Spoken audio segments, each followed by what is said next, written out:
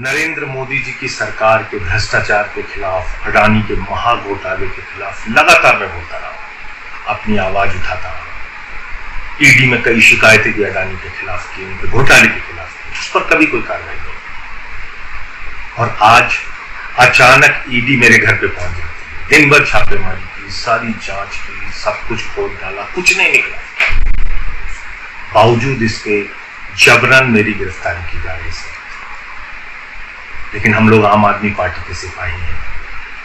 मोदी जी से कहना चाहते हैं, मोदी जी आप चुनाव हार रहे हैं, बुरी तरीके से हार रहे हैं, और ये आपकी हताशा का संकेत है, ये आपकी हार का संकेत है। ये उदाहरण है इस बात का कि एक कायर, एक डरपोक प्रधानमंत्री किस तरीके से जुल्म करके, तानाशाही करके, लोगों को जेल में डाल के चुनाव जीतना चाहता है।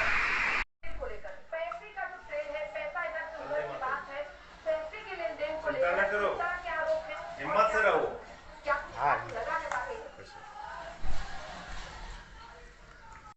तो इस वक्त की सबसे बड़ी खबर, आम आदमी पार्टी के सांसद संजय सिंह को भी गिरफ्तार कर लिया गया है। इसका अर्थ क्या हुआ दोस्तों? अरविंद केजरीवाल के दाएं हाथ आम आदमी पार्टी के सांसद संजय सिंह को गिरफ्तार कर लिया गया है, और यह दिल्ली के मुख्यमंत्री अरविंद केजरीवाल के लिए एक बहुत तगड़ा झटका है। यह ना भूलें, इससे पहले उनकी सरकार के 2 मंत्री जेल में हैं, चाहे सत्येंद्र जैन हो, चाहे मनीष सिसोदिया हो, और अब आम आदमी पार्टी के सांसद को prevention of money laundering act के मामले में शराब घोटाले में गिरफ्तार कर लिया गया है। इसका अर्थ क्या है दोस्तों? इसका अर्थ यह है कि संजय सिंह कम से कम अगले 6 महीने जेल से नहीं निकल पाएंगे। जी हां, संजय सिंह का अगले 6 महीने तक जेल से ना निकलना इस बात का जीता जागता प्रमाण है कि यह आम आदमी पार्टी के लिए कितना बड़ा राजनीतिक झटका है, क्योंकि संजय सिंह सही मायने में आम आदमी पार्टी की राजनीतिक ताकत थे।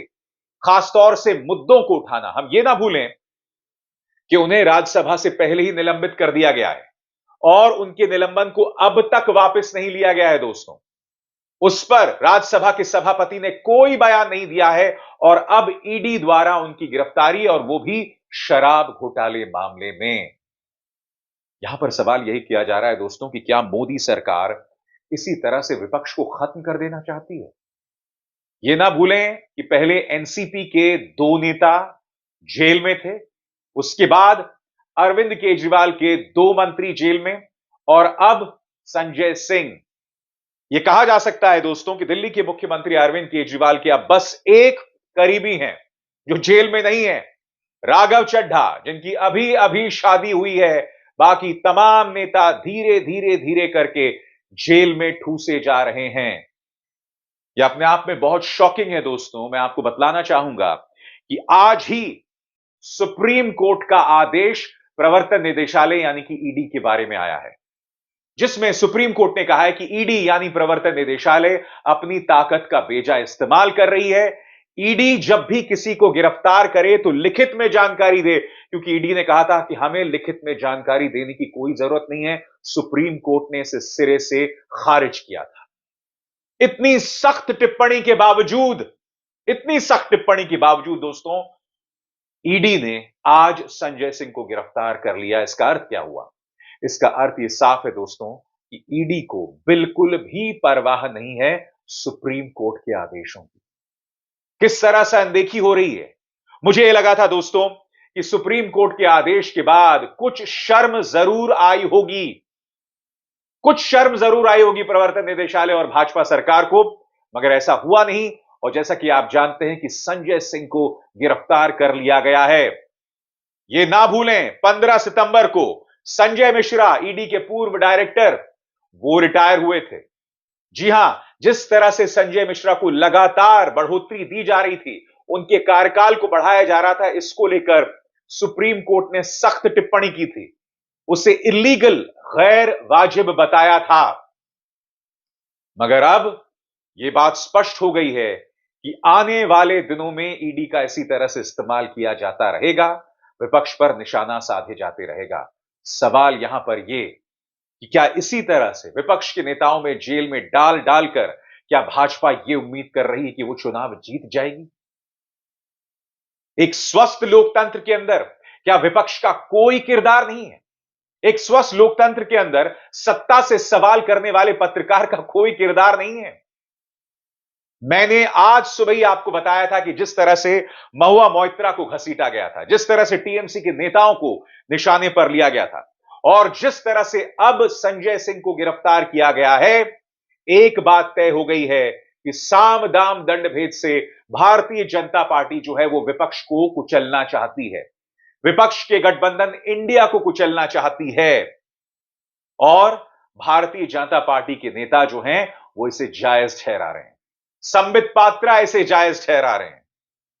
आज मैं एक चीज बोलना चाहता हूं, जिस ताकत का बेजा इस्तेमाल भारतीय जनता पार्टी आज कर रही है, एक वक्त ऐसा जरूर आएगा जब वही ताकत उसके गले की फांस बनेगी, जब उसी ताकत का इस्तेमाल विपक्ष की सरकारें उनके खिलाफ करेंगी। उस दिन आप क्या कीजिएगा?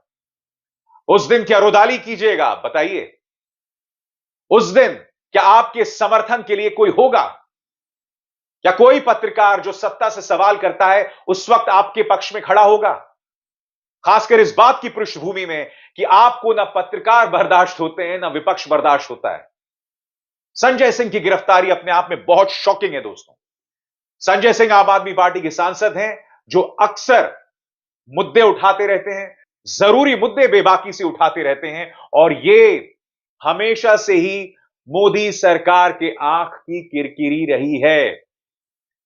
वो अपने बेबाक अंदाज के लिए जाने जाते रहे हैं, और अब उन्हें गिरफ्तार कर लिया गया। यह अपने आप में बहुत शॉकिंग खबर है, बहुत बड़ी खबर है। मैं आपको बतला दूं, जैसे ही उन्हें गिरफ्तार किया गया था, आम आदमी पार्टी के तमाम जो बड़े नेता हैं उनके घर पहुंच गए, और यही नहीं, वहां पर आम आदमी पार्टी के जो समर्थक हैं उनका प्रदर्शन शुरू हो गया। मीडिया का हुजूम भी वहां मौजूद था, और जाहिर सी बात है मीडिया को एक और मौका मिल गया अपने आकाओं यानी भाजपा सरकार के पक्ष में प्रदर्शन करने का, प्रोपेगेंडा करने का, संजय सिंह को बदनाम करने का।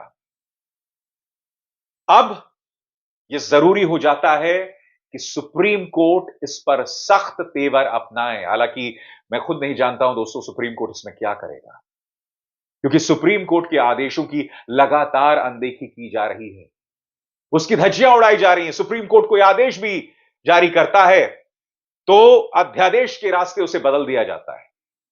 यह लगातार किया जा रहा है, और इसकी गाज याद कीजिएगा आम आदमी पार्टी की सरकार पर ही गिरी थी, जब सुप्रीम कोर्ट ने आदेश दिया था कि ट्रांसफर और पोस्टिंग और जो तमाम नौकरशाह हैं पहले अरविंद केजरीवाल को रिपोर्ट करेंगे, मगर उस आदेश को पलट दिया जाता है, और अब आदेश है कि ब्यूरोक्रेट्स जो हैं केंद्र सरकार के नुमाइंदे को रिपोर्ट करेंगे, जो कि एलजी हैं, वो एलजी जिसे जनता ने नहीं चुना है।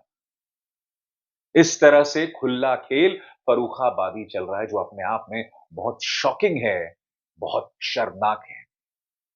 मगर संजय सिंह की गिरफ्तारी तो मैं शुरुआत है, मैं आपसे बार बार कह रहा हूं, आने वाले दिनों में यह मामला और तेज होने वाला है, और विपक्ष के नेता निशाने पर आएंगे, और पत्रकार निशाने पर आएंगे जो सत्ता से सवाल करते हैं, और यह इस लोकतंत्र का दुर्भाग्य है।